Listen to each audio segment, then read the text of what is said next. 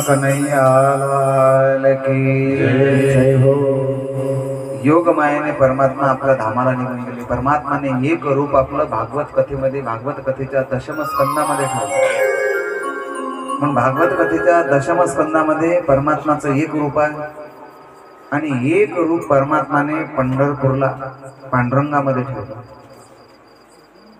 याच ठिकाणी एकादश स्कंदाला विराम, द्वादश स्कंदामध्ये द्वादश स्कंदामध्ये कलियुगाचं वर्णन केलेलं आहे।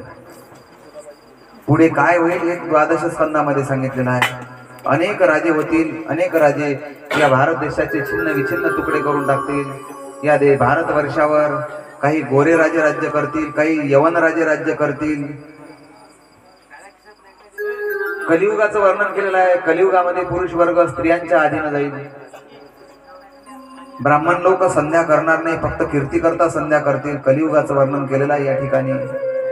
ऐसा कलियुग होईल गादादा, मोठ मोठे पर्वत उडून जाईल। 5 वर्षाची नारी व्रतार मागेन, 6 वर्षाची नारी गर्भीन होईन। चंद्र सूर्य जाईल सर्वात, मग होईल सर्व निराकार। चंद्र सूर्य आत जाईल आणि मग सर्व निराकार होईल जसंच्या तसं, आणि सतयुगाला प्रारंभ होईल। ज्यावेळेस कलियुगामध्ये गायीची हत्या थांबणार नाही ना, राजकारणी लोक सुद्धा गायीच्या हत्येमध्ये सहभागी होईल ना, त्यावेळेस परमात्मा पुन्हा सतयुगामध्ये दक्षिणेमध्ये विष्णुवेश नावाच्या ब्राह्मणाच्या घरी अवतार घेईल। सतयुगाला प्रारंभ होईल। कलियुगाचं वर्णन सांगितलेलं आहे। कलियुगामध्ये काय होईल?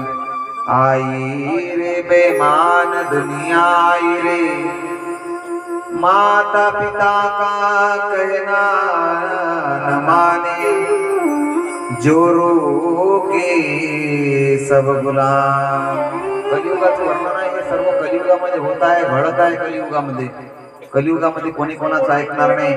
कलियुगामध्ये सर्व स्वतःला श्रेष्ठ मानतात, मला मोठं म्हटलं पाहिजे कलियुगामध्ये, बस कलियुगाचं वर्णन केलं।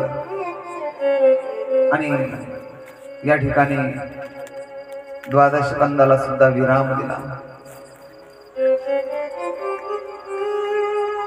राजा, तुला आणखी काही ऐकायचं आहे का? आता तुझ्या जीवनामध्ये फक्त 1 तास राहिलेला आहे, आणखी काही ऐकायचं आहे? गुरुदेव, आता मला काही ऐकायचं नाही, मी आता तृप्त झालो आहे। तुमच्या मुखार विंदवाणीतून भगवंताच्या लीला ऐकून मी तृप्त झालो आहे, मला आता आणखी काही ऐकायची इच्छा नाही।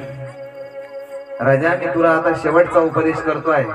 आणि शेवटचा उपदेश म्हणजे काय? 1 तास का होईना, 1 तासाकरता सुद्धा राजा आपला नियम तोडू नको। आला साप त्याला हाकू नको, चढला अंगावर तरी चढू दे, डसला तरी डसू दे। राजा, आपल्या आसनावरून हलू नको, कोणाच्या गोड बोलण्यामध्ये फसू नको, कोणाच्या जवळचं काही खाऊ नको, आणि आपला नित्य नियम राजा हरये नमः मनाला सोडू नको। हरये नमः,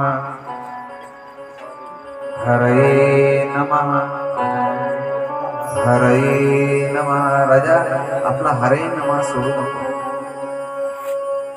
कृष्णाय वासुदेवाय हरये परमात्मने प्रणतक्लेशनाशाय